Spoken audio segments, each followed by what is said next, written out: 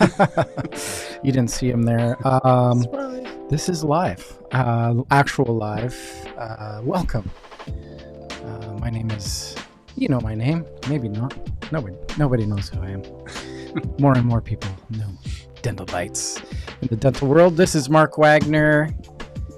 Thanks for tuning in. And yeah, this is an actual live stream happy event. Just trying this out. This is how I usually record them, and usually I make a ton of mistakes doing these, and who cares, you know? I have a special friend in studio. You might know this face as well. This is Mr. Tyler McClendon. Well, hello. Hello. Thanks for joining me. Happy Friday. Thanks for having me. Absolutely. And first Cheers. and foremost, buddy, cheers. Good to be back. It's, Hope everyone's doing well today. Should be put my mic closer. Yeah, here, let's just get it off that. Here, let's sort this out. Before we get going here, just to kind of give you a little plug. A little plug. Oh, What have you been doing lately? oh, it's small. Can you hear it at all? I don't know. Oh yeah, spot the person you know, right? Yeah. Oh, Oh. look at there's Oh. Tyler and his. With my hero. I'll put him over top. I'll put the video over top. Tyler there. He's literally my hero. I love that guy. Zach Brath, right? Oh, That was That was Tyler fun. in his latest appearance on. gives good foot massages. Does he? Yeah. How No, was just that? How was that? That looked like it was a lot of fun. Oh, it was like a dream come true. It was yeah, it was just super cool. Words can't describe it. It was just like I was so excited to meet him and just to work with him. And I was like, I hope he's super cool, as cool as he was in Scrubs years ago. And yeah, as soon as I got to set, he was just like, hey, man, welcome to the show. Like super accommodating, really like just really welcoming. And he was directing the episode. So it was, yeah, I mean, it's aired now, so we can talk openly about it. But yeah, it was a ton of fun. And it was like, I was a huge Garden State fan back in the day. It was pretty influential on my life in my 20s. So just getting to, and we're like, our birthdays are like a month apart. So Like actual, like you guys are he's April and I'm May. like same year. Same year. Oh, Yeah. wow. So it's just cool because we've got like, there's a lot, we have the same, Gen X vernacular, I guess, for lack of better There you words. go. That was cool. Yeah, you've done a couple little cool things the last little while. Yeah, some small things here and there along the way. But yeah, I mean, my life is still predominantly dental related for sure. But yeah, it's just fun to sort of mix it up a little bit, right, with the studio here. And I get to work with a couple of really cool actors locally that are like pretty big names in the industry. They come into my studio.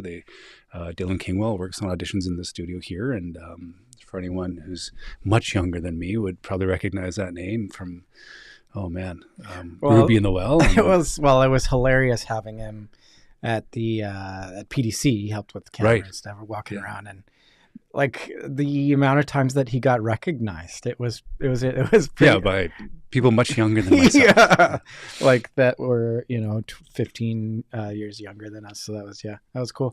Yeah, it was funny when we first started working together because it was like, I know his mom, right? So I coached hockey. I know his mom from the hockey league that I coached for years. And then it just happened to bump into his parents, and they were, we just got talking about acting, and she kind of threw it out there that he was into acting, and I'm like, oh, I've got this studio if everyone wants to come and try it out or whatever, not knowing a clue, like not having a clue who he was. And then then he called me out on it. He was like, hey, I heard you have a studio. I'd like to come do some work with you in your studio for acting. And I'm like, oh, cool. Yeah, well, we'll come on in. I'll show you the ropes, I guess. We'll get you started and show you what a camera's all about.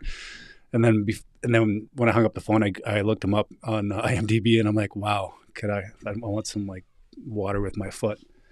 So did that door just open? I don't know. Maybe It's haunted. yeah, it's haunted. But yeah, so it was, I quickly realized that he's done as much, if not more, than I have on the big screen. So it was humbling to. Yeah, he's a see it. nice kid. He's a nice kid. And, Yeah, we've done a ton of work together. He's a great kid. And if you see this, Dylan, thanks for helping us out for a little bit there. You're, Yeah. helped us out. How is the movie industry these days? It's There's always something going on in Vancouver. Usually, I mean, there's stuff shooting here. I think it's the whole industry. I think is going through a bit of a transformation, right? With AI, with really kind of the way movies are shot, location stuff. Like I just think overall, I think things are quite down historically, but I think it's a bit of a transition where it's like, okay, well, there's all this new technology. How do we handle it? How do we wrangle it? I think auditions are now cast far and wide, right? Like they're bringing in actors internationally, which is great for the industry. I mean, it's great to have a much more eclectic mix out there, and seeing what everyone can do instead of the same 20 actors, right? Yeah, which is traditionally the way it's always been done. Yeah. So yeah, it's just cool to see all the new faces, and but yeah, I think it's like the industry's just kind of like exploded and sort of stretched out, I guess globally is probably the best way to put it. There's so many platforms now. Like, yeah, exactly. There's so many, like it's a content war, essentially. It is a content war. Yeah. On numerous levels, right? Not just the film industry, but like in what we do. I know. I was going to segue there. I was going to segue into the AI portion too. Like you're seeing that trickle into everything. It's everywhere. I mean, it's now invaded dentist on demand. Yeah, right. Yeah, invaded. Okay, it's like a virus. Yeah, like we recently secured the domain dentistondemand.ai, right? Because we had to. Yeah. And what does that mean? It's for us. I think it's a good thing. It's dentist on demand has never made more sense than once you implement AI into it, into AI for booking patients and all the like really letting the AI do a lot of the heavy lifting, the tedious stuff that dental practices don't want to do. Yeah. Well, I mean, that's what technology does. Yeah. Right. When you open up the hood, it really is like we're not riding on horses anymore. We have these machines that burn petrol and controlled explosions, and we can get across the continent, right? Like we're flying. I think discovered the tractor. Yeah, there's the tractor. And the tractor's got GPS now. Like it's, like everything's to the square inch, even with farming. There's always a pushback, and like we can, you chatted about the AI portion, like the video stuff like that I'm seeing, even in just a single prompt and the things that it creates. Like when you look at, there's this one video that blew my mind. It was this, it was a Batmobile that turned into a transformer, and you think about somebody, creating that digitally. To now just that can happen on your phone. It's with the right prompt. With the right prompt, right? Obviously, it's a prompting game, but it's what does it all mean now? Like and I think people are there's a lot going on out there right now, and where do you start, and how do you wrap your head around it? You and I have dabbled into the agentic stuff now. Like we're starting to get there. Yeah. So keeping up with it, and I've dabbled in Claude Code and starting building agents and the skills and all that. There's like, you have to sit with it. It takes some time to build out. But, as far as the dental practice is concerned, you're seeing, diagnostic stuff, Aura Q and a whole different side of things there. What are you seeing? I want to dive into what you're seeing. Are people sort of talking about it, or are you seeing some of your clients out there, dabbling in sort of the pearls and the Still early. It's still early, isn't it? Yeah. I mean, it's not a topic of conversation yet. Yeah. I think it's more like it's almost like a circus show right now, where everyone's coming to the main event just to watch and be like, okay, cool, what can it do? Yeah. That's why like something like Pearl AI, it's as brilliant as it is, it's an early adoption tool, right? So it's for early adopters, like DiagnoCat AI. Like there's a bunch of them out. Well, not a ton, but there's a handful of them out there now. Yeah. That have amazing diagnostic tools built into them. So I think that like at the PDC, for example, like I just walked the floor just to see what was happening with AI. Like I wanted to know. Everybody's talking about it, even with their solutions that they have out there, talking about how what part of it is the AI integration. Yeah, and just like saying, it's theirs does this, but ours does that. But it's like, well, how long until you can both do the same thing and you both do the same thing all the way up? Like what's gonna separate people? And I think that's actually happening on a macro level, where it's like you've got the Chat GPT guy, or the OpenAI guy, sorry, what's his name? Sam Altman. Altman. And then you've got the Claude guy, right? The Anthropic guy. Like these guys are like, you can see them battling on a like on a global stage. Well, like, you even have like the Chinese AIs as well. Like there's a few really good ones. Yeah, and open source. So, it's all about the development of these data centers, and it's an infrastructure thing.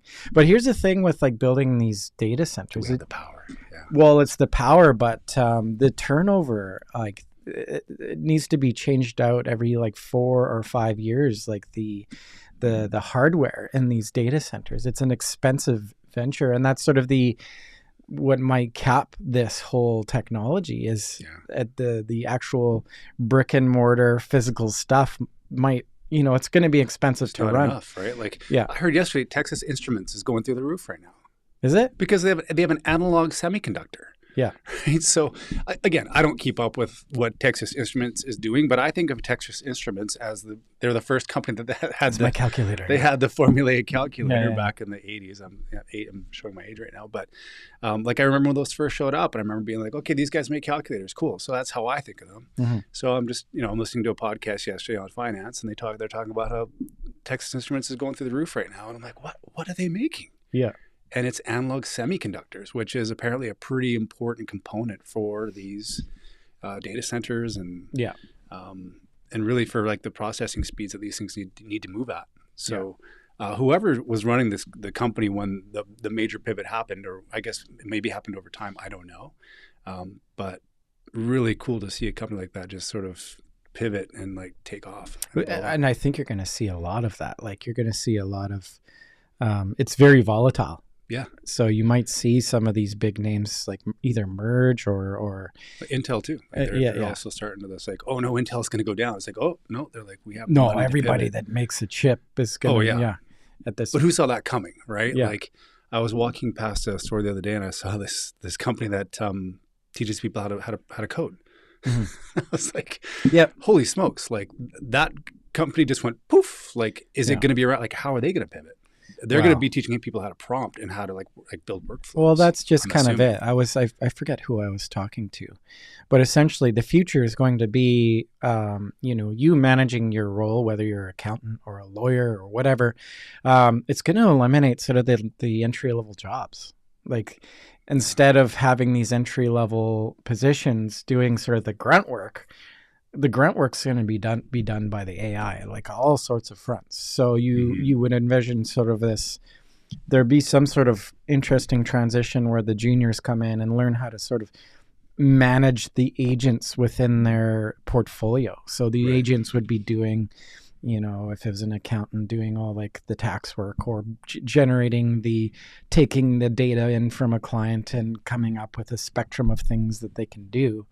And then, the operators will then sort of, click yes and no through all this in having discussions with their clients. Like it's, and the speed of things now, it's, to get a return is going to be, when you think about like if the data is organized, it could be instantaneous, right? Meta let go of 8,000 people yesterday.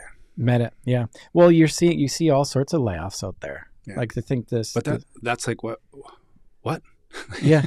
Well, I get it. I understand what they're doing, but it's like, what becomes of those employees? What becomes of those people? Yeah, well, we reverse. I always like bring this up. We reverse through time and we look at the Industrial Revolution, right? You had people on the assembly line. Their job was to take this widget and attach it to. We'll just say that it's an assembly line for vehicles.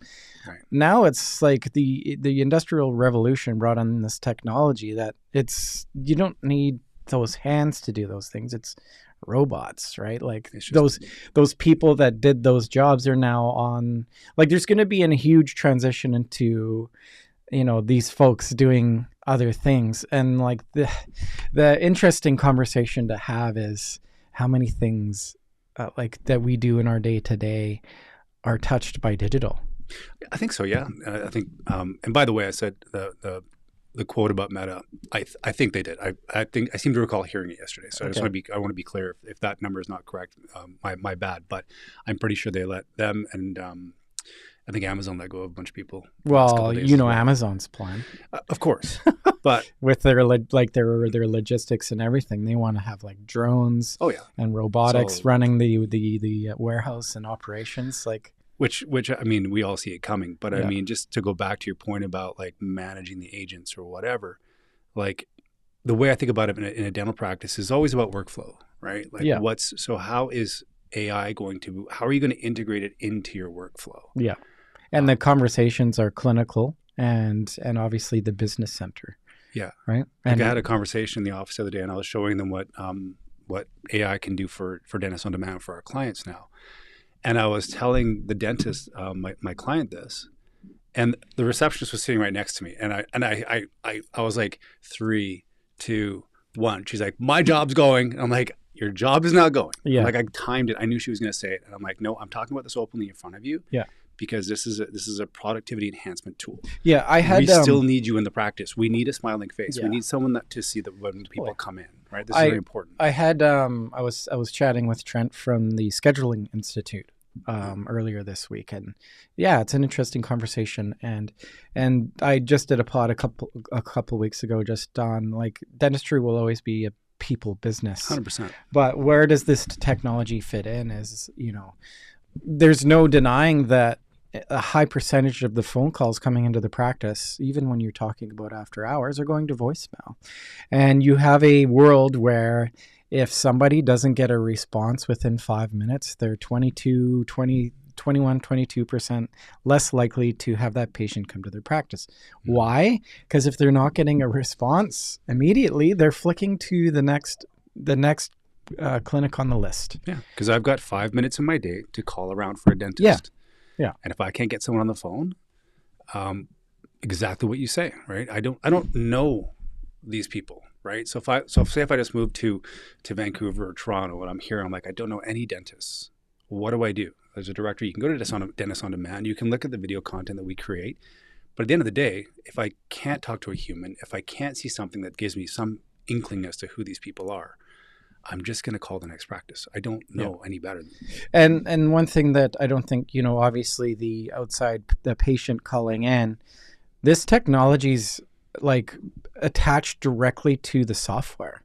So you have the folks on the front end on the computer when you call in, putting your name into the schedule. The AI is doing that. So whether are you talking about our AI? Yeah. Well, there we go, right? That's a little segue there. Dentist on Demand has an AI. Why don't we look at it? Yeah. There is like an uncomfortable feeling, I suppose, when you know that you're talking to a robot, and it's come a long way, right? Like the responses that you get from it are like, it can be, you're looking at the technology getting increasingly more intelligent over time, and to the point where essentially now that voice, the AI voice, will be like a PhD level intelligence. I think so. And I think what's happening to AI right now, and I think we're coming out of this soon, is the chatbot stigma. There's a chatbot stigma to AI right now, which I think it's going to be around for a little while. It's the same as anything, right? Like cell phones, like the internet, blah, blah, blah. I think that chatbots were always this thing where it's like, they've increasingly become more useful in time. Like over the last 5 years, chatbots, I actually use them now. Yeah. I mean, now that AI is here, of course I do. But like even prior to AI, I'm like, I'd give a chatbot a go. I'd be like, okay, you know what? I can't get through to my cell phone provider. Oh, they got this little chatbot that's like, how can I help you? And I'd be like, well, I can't get a human on the phone, so I guess I'm going to talk to this stupid chatbot, because we'd be frustrated, right? You gotta be nice to them, man. They're gonna kill us one day. Of course, but like you know how it goes. You've been on hold for an hour, and you're like, oh, and the chatbot's sitting there going, "Talk to me, dude. Like, are you okay? What's going on?" And you're like, I don't want to talk to you. I just want to talk to you human because I need to fix this now. Yeah. So I think that time that it takes to solve a problem with obviously AI, but like prior to that, it was getting better. Yeah. And now that AI is here, I think that the time it takes to solve a problem with AI is going to rapidly improve. You know how I kind of see it as, like let's use banking for an example. Yeah. Like the tellers. Or airlines. Oh, yeah. But you can tell I just had a great experience. it's something to get sort of a flavor for over time. I think people will just kind of get used to, the chatbot will be fast and then it'll get there. Like how many times have you been on I'm going to drop an F-bomb. How many times have you been on a fucking, like on a wait for, I remember waiting on, like it was something to do with COVID and the mortgage and the bank, like being on hold for fucking 8 hours. Oh, dude, like it is the bane of my existence. Yeah, like we're all busy. Yeah, right. And like I have a bad habit of making myself busier than I should. Yeah. So when I have to do something like this, when I have to talk to an airline or a bank or get an insurance claim figured out or whatever, like I lose my mind. Yeah. Like, and like a lot of these companies have outfitted their or send this work overseas. Like you've seen the call centers in the Philippines and through India, and they do a fantastic job. They stay up on the hours that, sometimes in the middle of the night for them, they're on calls with people in North America. Yeah. Sticking to the script. It's like this speed of what AI is eventually, as soon as everybody kind of gets over that, the change of it. It's like anything with change, people have like a sticky point with, I think. Well, I think so. We've built a chatbot. See, I said chatbot. We've built an agentic AI. We built one of them robot guys. We built a chatbot thingy. Yeah. With a blinking cursor. But so ours is, I forget what I was going with that. The one that we have. Oh, so we've built the one that we built. We try to break it. Right. So like, okay, so our developers is like, she's like, hey, we've built this. Now let's try to break it. Spend the next 3 or 4 days, like whenever you get time, just try to break it. Try to break it. Yeah. And the biggest thing I liked about the one that we built is that if I feel like I'm going down a rabbit hole that I don't like, then I say, put me through to a human. She's like, no problem. Hang tight. I'll put you through to a human. And then she'll come back. She's like, I can't get the human on the phone, but I've messaged the office to let them know that you need a phone call back right away. Yeah. So that for me was like, okay, I like this. And then Karen's like, the best thing about it is that it's going to learn this better. Yeah. This is where it's starting from. And because it's AI, she's like, it's going to, the Dentist on Demand agentic AI portion of what we've built is going to get better in time for every office, right? Yeah. And it's going to be, what it does for one office is going to be different than what it does for another office, because everyone's going to have their own. Well, their own blend of treatment that they do, or like specialty or whatever, or how they want to bring the patients in. And that's AI. Like that's like you build the brain of it, so like it will understand a frequency and list of activities on the front end, activities being the calls that are coming in. And then, how did it get to A to B successfully? It will get there. Like it'll be like, it will recognize in somebody's voice that they're frustrated, and it will just prompt itself to, hey, I sense a tone in your voice. Can I connect you with the human in the office? Like it's going to just know this stuff. And I understand why the front end is standoffish about it. They've got a lot of, I don't want to poo-poo the people on the front. Like they are the heartbeat. Like it is the amount of responsibility and flow that they're the front line. When the flow coming in and out of the practice, the issue is that flow's not, like the flow's not getting the love that it needs. It's not getting the attention. It's not getting captured. Like the actual opportunity is not getting captured. Well, we just want to reduce the bounce rate, right? That's all it is. It's like in this world, you need to do that because, like, again, like if somebody is not getting, and this is actual, like I'm not making these numbers up. An actuality, a realistic thing to know is that if that patient is not getting that connection within 5 minutes, they're less likely to become a patient in your practice. Your marketing might be awesome and you might be the place that they want to go, but that's the first taste of the practice too. Right? Yeah, for sure. And I think that's like when we talk about building websites, right? When we were doing that for like when we were like up to our next eyeballs in websites, Yeah. we're always talking about bounce rate. Like, how do we reduce the bounce rate? For anyone who doesn't know, bounce rate is basically when someone comes to your website and they hang out for a split second, then they leave. That means that's a bad bounce, right? They looked and went, no, not for me. I'm out of here. Mm-hmm. But a good bounce rate is when a low one where people come and they're engaged and they engage with the content and they do something. They take action, right? Yeah. They're clicking on stuff. They're booking something. They're doing the click to call button. They go somewhere other than just the landing page. Yeah, exactly. So they dive deeper into your website. So on two levels, what the AI is actually doing is reducing the bounce rate. It's almost triaging that patient, right? We can't be with you. However, hang out here. We're gonna have an intelligent conversation with our agentic AI, who's pretty like learned now how to speak to patients, and then on the website it'll capture you there, and then it'll also capture you like on the phone line too to say like there's two areas where we can reduce that bounce rate. Mm-hmm. It's almost like killing two birds with one stone, right? Yeah, and it just there you go. Like it's actual numbers, and it's not anybody's fault. It's not the front end team's fault. Like they should be patient facing. They should be a concierge. I'm going to give a plug to Dr. Faraj Edherd. Like he's got a great setup. It is so slick. It should be about high anxiety. It's a high anxiety place to be. So not his practice, but people think it's high. People think dentistry is high anxiety, but it's not. I realize that there's a degree, like if we talk about it in sort of a spectrum, whereas Katrina's like, I don't like the dentist. I get nervous. Yeah, for I get anxiety. So if you can bring down that overall percentage in your practice with just having a smooth intake, if somebody's their job at the front end is to like, hey, Katrina, how are you doing today? What can I get you? Can I get a tea?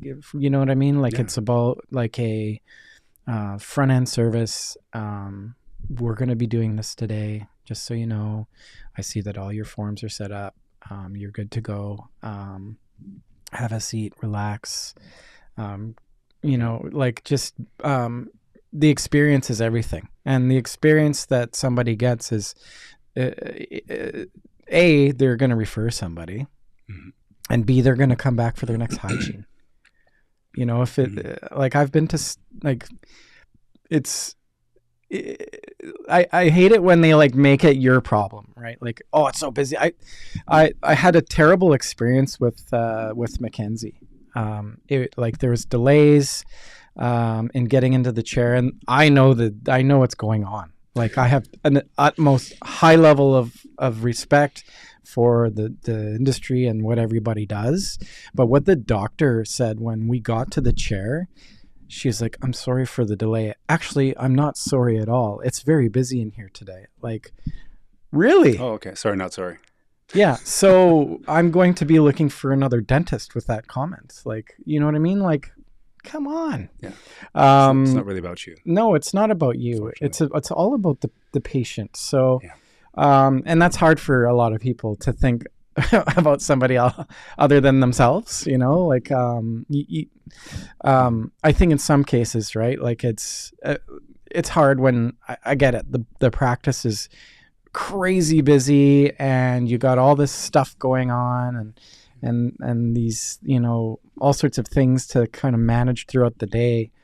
How do you disconnect from that?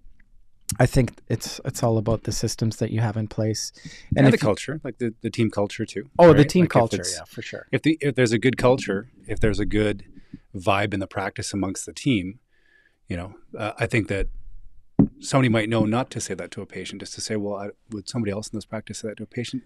Okay, maybe I should fall in line with the culture. Yeah. And usually like a good culture will weed out someone who doesn't want to fall in line.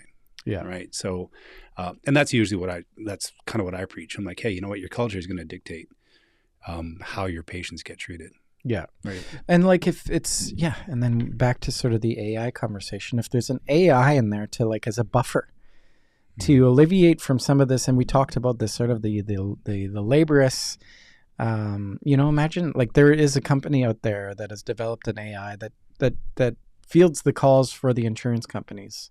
So the front end's not calling the insurance companies. It's the AI that Did you takes talk care to of it. this guy? We've got to talk to these people. They're in Toronto, I think. But like this is where it's going. Right. Okay. I know there's a couple. I know that there was a company, Zentist. They were doing something, but I think you talked to you. I'm not sure if they were doing the AI thing, but I know that they had a pretty slick solution for really streamlining the insurance process. But like, regardless, if it's obviously early stage, and we have it's the early adoption. We talk about that bell curve of adoption. It's going to be like the intraoral scanner. It's going to be like, the people that are technically astute will bring it into their practice and get it rolling, and then eventually, 5 years from now, it's going to be just a like standard of practice. Yeah, like I think iTero has it. Excuse me. Yeah, I think iTero has AI built. Correct me if I'm wrong, but if they don't have AI, they've got some pretty cool software that can do some really nice sort of educational videos and pictures. Oh yeah, for for sure. patients. Yeah. Some smile simulator type stuff. So, And great, man. Like for case acceptance and selling the dream. And yeah, you talk about like the full arch stuff. Like they've got a really cool product. Yeah, like even Ocean Ceramics. I had James and Dave and Curtis has developed like an interesting AI that's they receive a picture and they send a picture back to the practice with an like actual shade guide colors and an really? actual So like picking the real shade. They're sending like an actual sort of more close to, rather than the turkey teeth, Turkey teeth. Yeah, so it's like more of like a selling actualities, you know what I mean? Like that's cool. That's where it's okay, going. so question, because you're closer to some of the designers out there. Are they using AI for design, for crown design? Oh, it's all built into it, man. And it's just it's a matter of uploading the data, right? If they've got, like you talked about a line, how much Right. data do they have? Yeah, exactly. So it's going to be at a point of time where it's going to look at your face and the structure of your face. And I've got the wave of Ashikaga, right? It's the golden proportions, right? It'll look at your face and design a treatment that will be not only aesthetic, but it'll be functional, like based on where Symmetrical, functional, like how things are. Like we talk about things in 4D, like the T-scan is a really cool, right? Where it's moving away from the wax paper, and it's showing where the bite goes and which points are in the occlusion that are touching first and where the pressure points are, and it will redesign based on that anatomy. Like that's where it's going. It's like and then you'll have like OraQ is all about treatment planning and options. There's so many cool things going on right now. It's an awesome time to be a nerd, man. It's also an awesome time to be in dentistry. Like it feels to me like everything is just sped up. You know what I mean? Like COVID happened and like we all got like scrambled for a couple of years, and then it feels like everything after COVID got faster, more efficient, more. And a lot of it by necessity because there was such a shortage of people, right? But I think dental practices have become more efficient, and they've had to survive. Yeah. And I think now we're finally shaking off that COVID hangover where we're like, people are now shifting it into third and fourth gear. We're like, okay, we can go. Yeah. Let's get patients in here. Let's start rocking and rolling. Yeah. It doesn't have to be as much treatment sitting in the chair anymore. I think we can probably get back to like, the way they did dentistry pre-COVID. I don't know.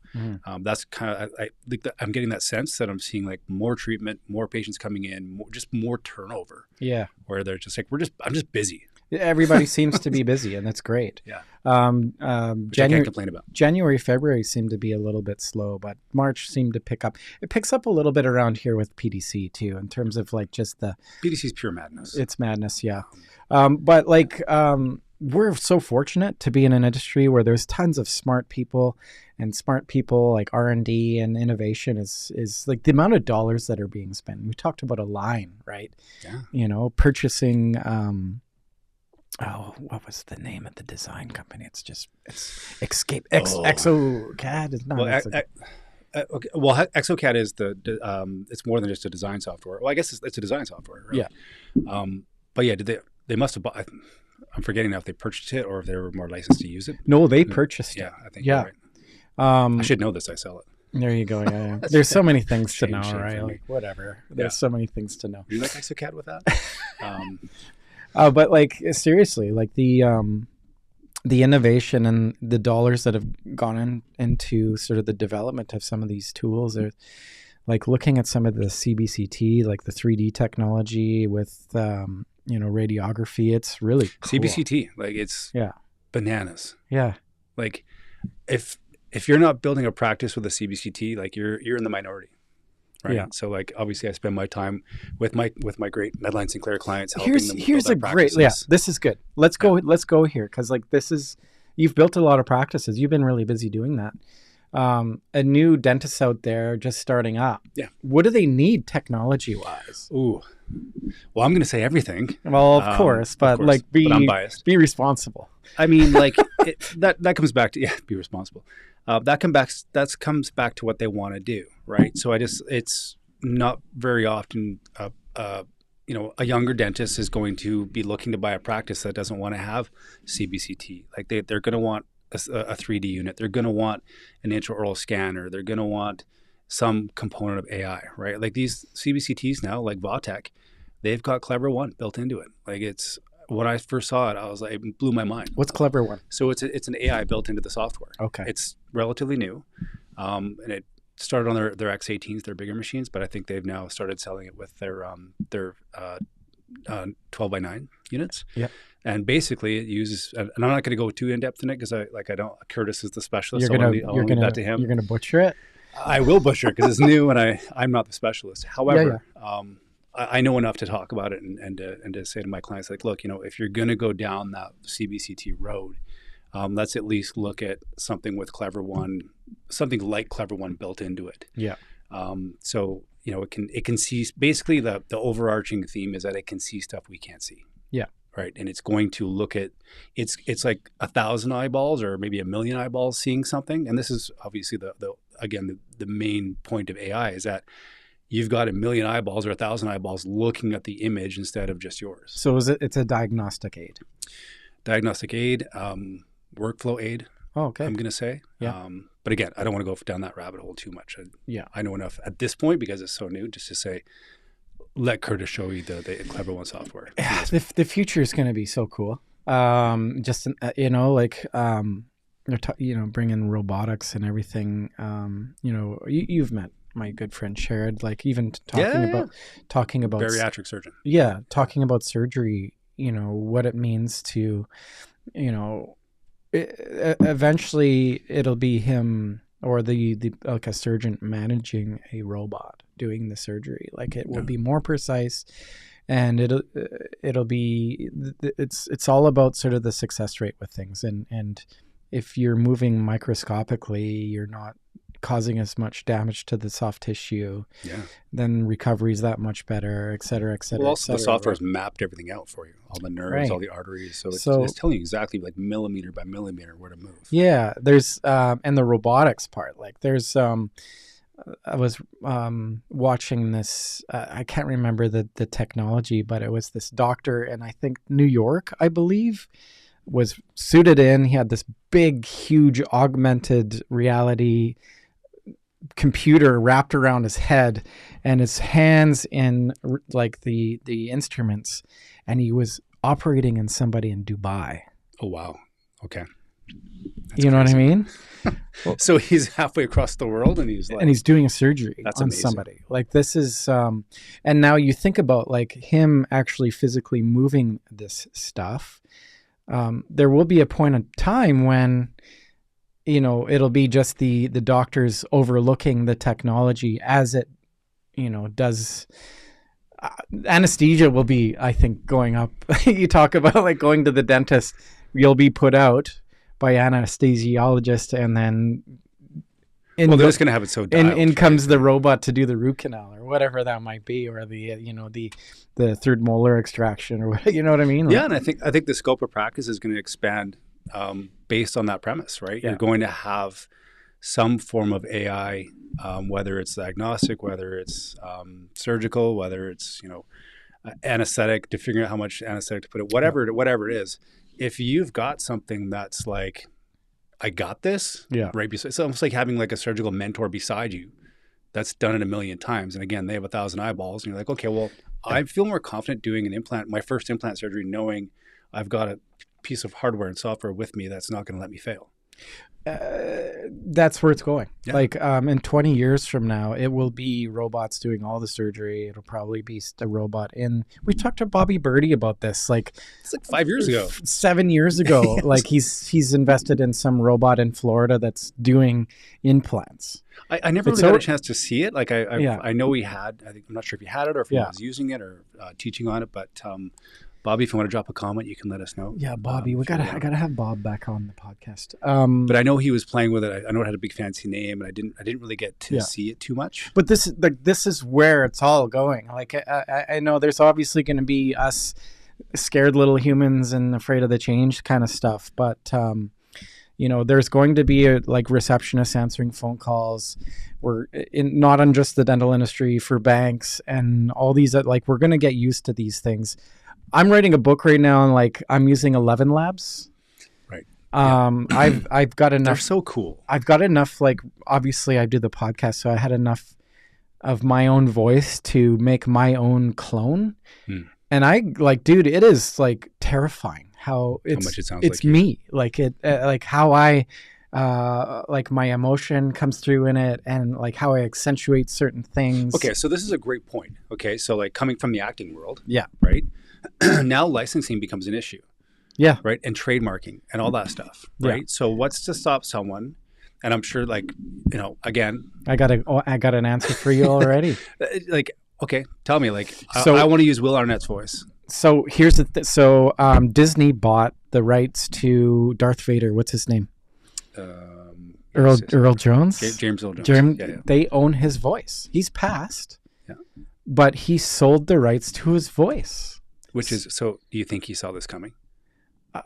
Disney saw it coming. So like, if we have his voice, we can manipulate it. And now Darth Vader will live into eternity. That's crazy. So that's like, even your face, even, you talk about it like shooting a movie overnight or whatever.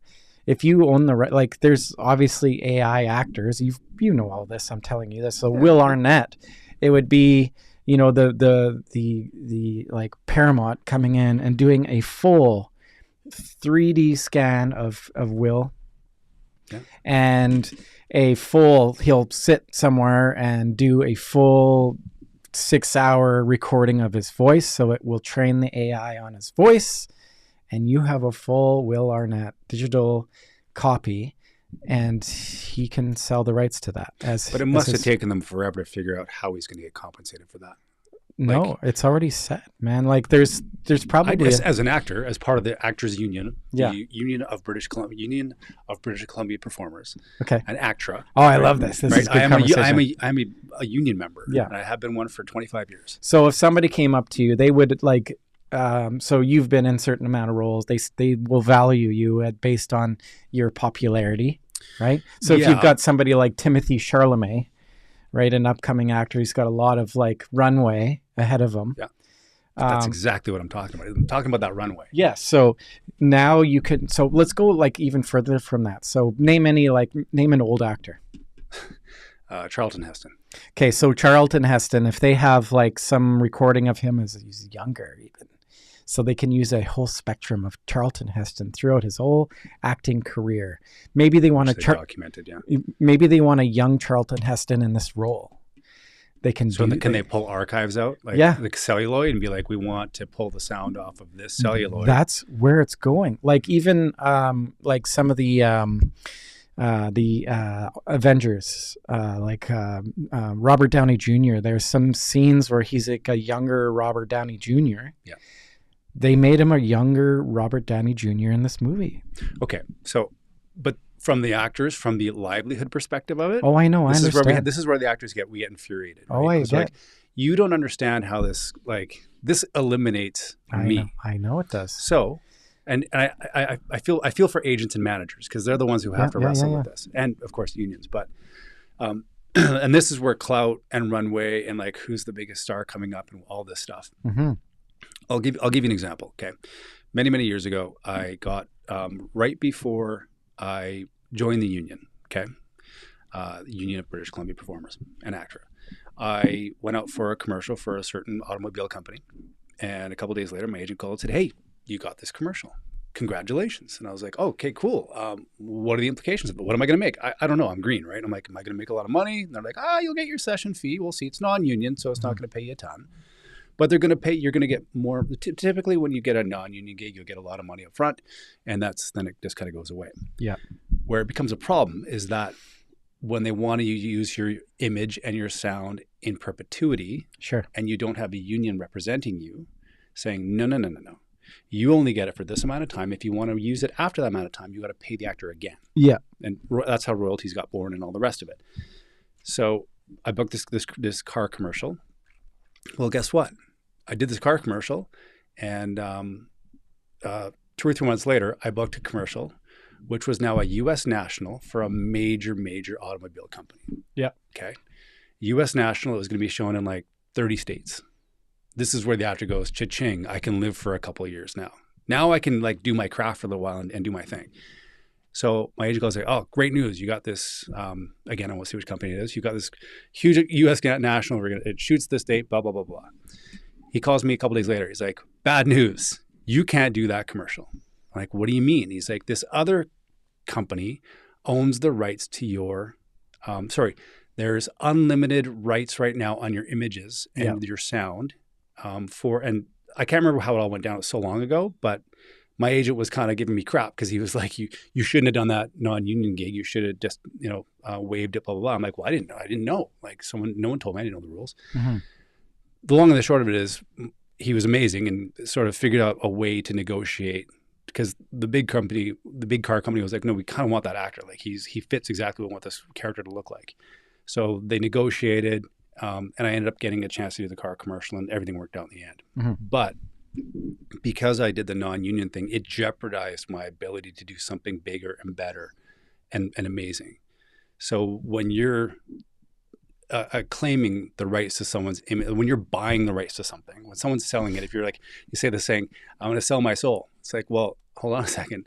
Before you sell your soul, George Lucas just called and they want you to be in Star Wars. Did you sign the contract yet? Yeah. Right. So that's where this can get really dicey. Well, what's really I'm going to take it a few steps further and where it's going. So 11 Labs, I've recorded my voice. I can sell it. If people use my voice on 11 Labs, I get paid on that. That is so cool. I can create. So there's going to be another DentalBytes podcast soon. Is that what we're saying? Oh, fuck. I can refuse actually. Right. If somebody wants to use it for certain things, I can pull it. But you're right. That's that question. There's going to be in the future some nerd like me and that knows how to use the tools properly that can make a full spectrum of actors with different voices that I'm sure they probably can. They can already do it. So if I own the rights to all these creative, these characters, mm-hmm. I can essentially I'm the agent now selling these characters to Netflix or whatever that might be. Or Netflix will generate, there's going to be AI actors that are well known that don't even exist. But you can see the evolution of intellectual property now. Right? Oh, I know. It was important before AI. Don't get me wrong. Intellectual property has always been an important thing. Yeah. That's why there are literary agents. That's why the whole agent manager industry exists. So to protect intellectual property. I know, and now we know why the front end receptionist is worried about their job. But she is the intellectual property. Yeah, this is what I'm saying. Is that so you can people want to see her. It's actually a good time to be somebody that's trained like you. You should be in here recording your voice doing, I'm the bad guy, and doing that for 3 hours on 11 Labs and having a whole Like there's one guy named Oxley on 11 Labs that has made like 20 different voices. He's a voice actor, and you can use his voice. Like I'm narrating the book that I'm writing with probably 3 or 4 of the voices that he's like characters that he's so created. cool. Yeah. And he gets 20 I'm cents. gonna do that. 20 cents for every 1,000 words that I use them for. But if, I'm using them for 1,000 and somebody else is, you know what I mean? That's where it's going. But I think, so say we've got a receptionist, Tom. Yeah. Okay. And Tom, right? We always think the receptionists are 100% female. There's male receptionists. all right, well, too. Come Tom. on. So, Tom is worried about his job, and we say, you know what, Tom, why don't we make you an AI? Yeah. So when the phone rings after hours, they're talking to you. Well, that's something like if we want with our service, we can sit down we can bring them in here.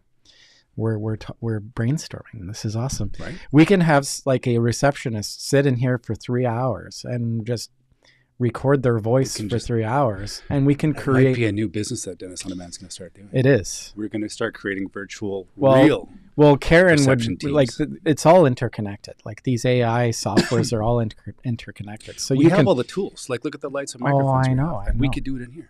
So here's the thing. Like we're running this company as 2 dudes. Like you know what I mean? Like we're maybe seen as in the industry as being bigger than what we are, and a lot of the reason why we appear the size that we are is because I couldn't do all this stuff without the technology. Yeah, but this is you, man. Like, come on, I got to give credit where credit's due. Okay, so if you're watching right now, like, I got to say, like, this guy is a technical genius. Like, I don't know what that computer is running. I don't know what this computer is running, and I don't know how big that this stuff, this room you've built, the technology, like that. You've got a board there where you're pushing 4 buttons between the camera angles. Like you're literally changing the. Okay, that's making me dizzy. Don't do that. Yeah, sorry. Yeah. But I'm just showing. You're going to give me a seizure. Yeah. Thank you. I appreciate it. But I'm just. This is something that needs to be recognized, right? To say like you've got a sound mixing board there, you've got a camera mixing board, you've got like beautiful equipment in here. It's expensive, right? So like to run a successful company nowadays, you need to have a Mark Wagner. Right? Well, you need to have someone who can who can do the creative, who can create the content, who can give you a louder voice. Well, and that's which is what you've done. Why we've had a lot of fun over the last little bit. Like, some of the projects that I've been so fortunate to work in, and I thank you. Yeah, that means a lot. You're welcome. It's been a lot of fun. It's our favorite place to hang out, right? This is so cool in here. Yeah, it's. I feel it's in your house. Obviously, I've said that like a bunch of times. Like it's no secret. It's but we bought when we looked at this house, I'm like, well, we know what this room's going to be. Yeah. Right. So it worked out perfectly. I spent 2 weeks getting it. Like it's been. Mark built this whole studio. Yeah. Just so everyone's aware. Okay. I came in once in a while and went, looks great. See you later, man. Like yeah. Like it's a great symbiotic relationship where it's like you bring the creative, and then I bring more to the business than I probably should. I should spend more time in the creative. It's ironic that I'm an actor. Yeah. And you're as creative as you are. It's kind of cool. Yeah. One thing do you mind if I do a quick plug we have an event coming up? Oh, yes. We have a couple events coming up, yes, and I do want to, the main sort of feature event, I actually just sent it over to you. Not that one. I just sent you the other one. Okay. The Build Your Dream Practice. Oh. So as we know, I am a consultant for Medline Sinclair, and I want to give this event a plug because it is super cool. I have a personal connection to this event, and there's a bit of a story behind it. You know what I mean? Can you make that bigger? I'm going to put it over you. If I do make it bigger, please put it over me. I look terrible. Here, we'll get you it. do lose some weight. No, you're fine. There. Okay, so there's the details. So May 21st, so that's coming up. That's basically in a month, a couple days ago. So just under a month. We're going to be doing it at Plan Your Space. What does that say? 4010 Myrtle Street. I can barely read that. Yeah. Burnaby, BC, 6 p.m. 6 a.m. 6 a.m. It sucks. It will be $50 per person. So obviously this is geared towards anyone who's considering building a practice. And it doesn't matter how far you are. How far out you are.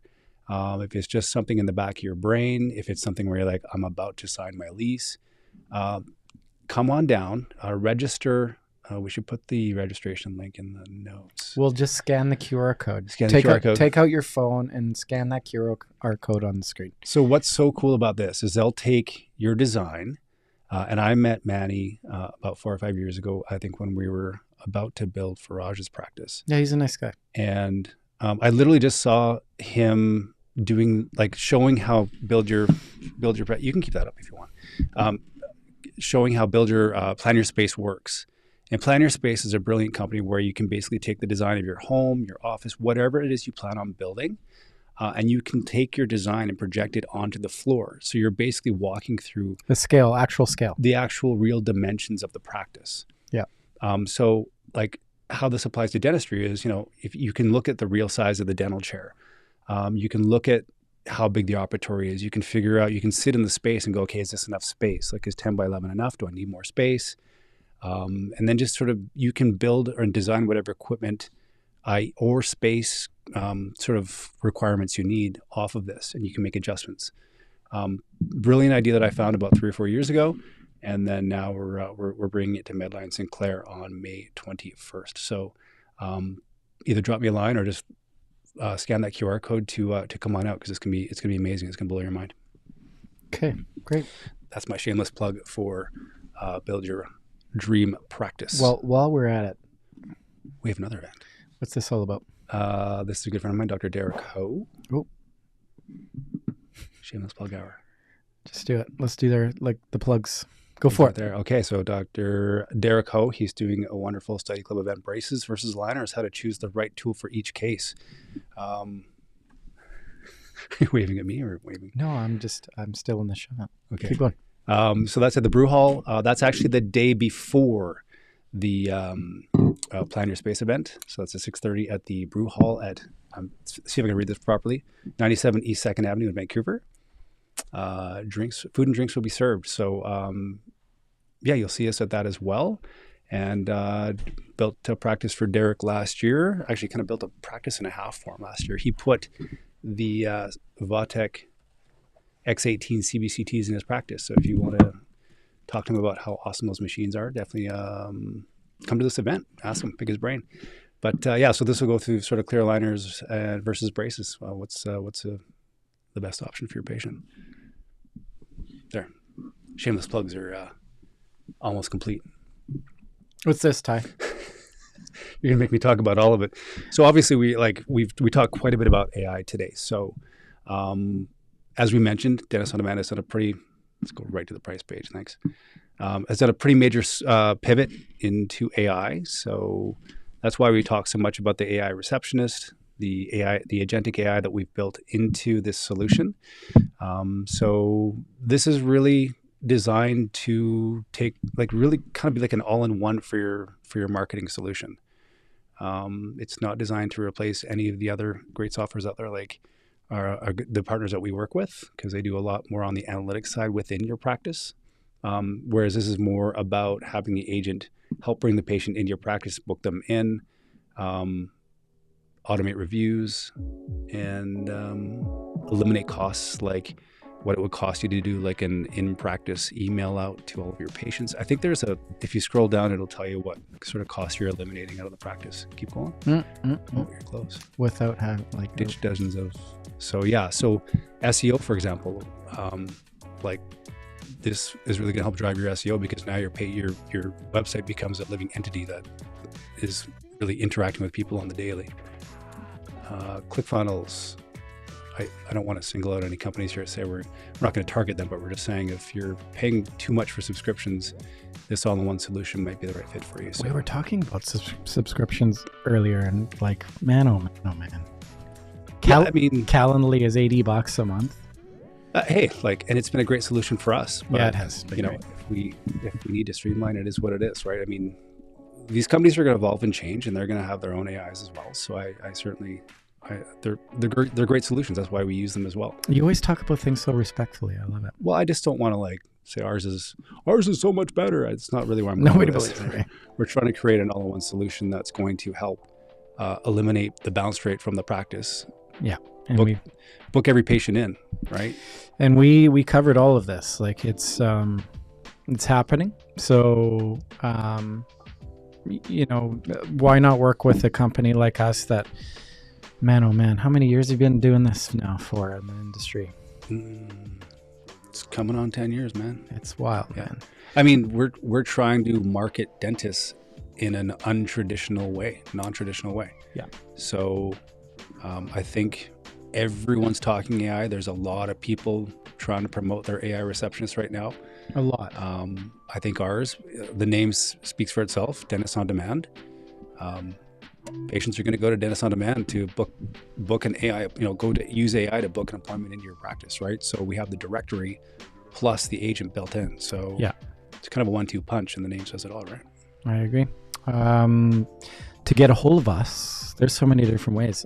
Any of our social media platforms, leave us just DM us. What is the best way to get a hold of us? I don't like, however you feel. We had someone emailing us last night, by the way. I saw that. They came into through the front They of the saw site. that they had a listing and they wanted to be the owner of it. They want to take a listing. Guess what? You're going to have to pay for it. I'm just kidding. What are you talking about? Of course I have to pay for it. Yeah. Just kidding. Yeah. So like if someone's like, hey, I want to talk to Mark or I want to talk to Tyler, how do we make it easy for people? Just marc@dentistondemand.com or Tyler @dentistondemand.com. There. Sure. Done. Easy. I'm gonna close this session with just a thank you so much for tuning in. I thought you were punking me when you put that up there, like when you first showed me that. Not now, but like does that really say? Yeah, we're almost clicked over 2 million downloads since this podcast has started. So I just want to take a moment here to just really seriously, thank you. As two like non-clinical guys, kind of from the inside, we haven't either of us spent a day in an office.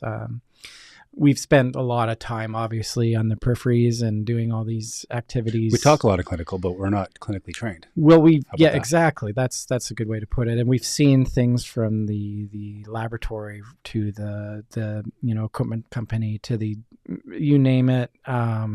This is our little piece and love. Like a lot of people, I don't think people realize that this show is not monetized. Like this is from our hearts. I know. And I know that we want to monetize someday. I know. And that's something that we've talked that. about, is having little sponsorship spots. But I think we get value out of it. When you have, like, it's become monetized, there's that kind of the slippery slope of what am I hearing right now? Who's paying him to say that? That's what I worry about. Like, this is obviously, like, folks come onto the show and we talk about real things. There's no sort of smoke and mirror business going on. And it's crazy. Well, we eat, sleep, and breathe it, right? Like when you're out there, like I'm in dental offices all day, every day, right? So I think that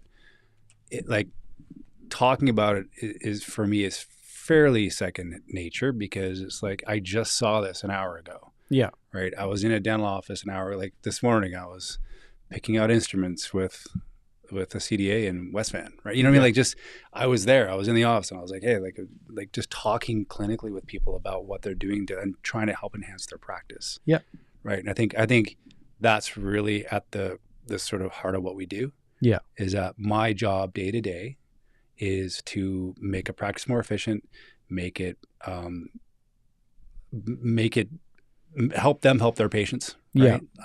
However I can, whatever I can do to help that practice have more success. Mm-hmm. And I think that really kind of, and you as well, right? With the content, the video shoots. Well, for me, I'm a little bit like a 30,000 foot view on the entire industry at this point. Like the folks that I'm talking to across the industry from, I can't, like, I've signed NDAs, so I can't talk about who I'm talking to and working with.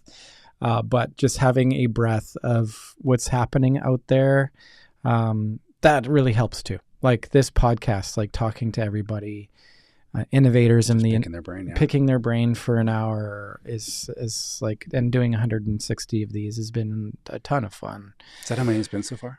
Yeah, this will probably be closer to 170, but like that's on paper. We've done a significant more. But we were doing them in 2019 when people were like, "What? Why are you doing that?"